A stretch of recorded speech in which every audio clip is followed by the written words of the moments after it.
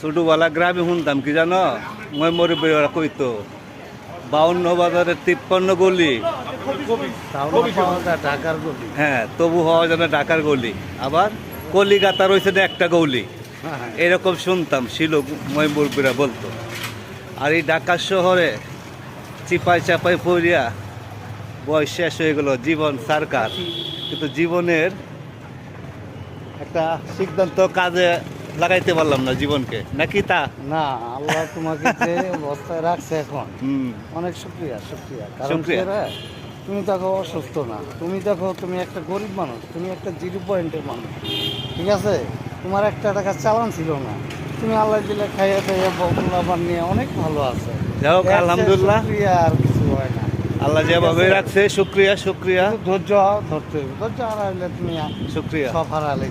আলহামদুলিল্লাহ, আল্লাহ যেভাবে রাখছে আলহামদুলিল্লাহ, খুশি। ভালো থাকবে।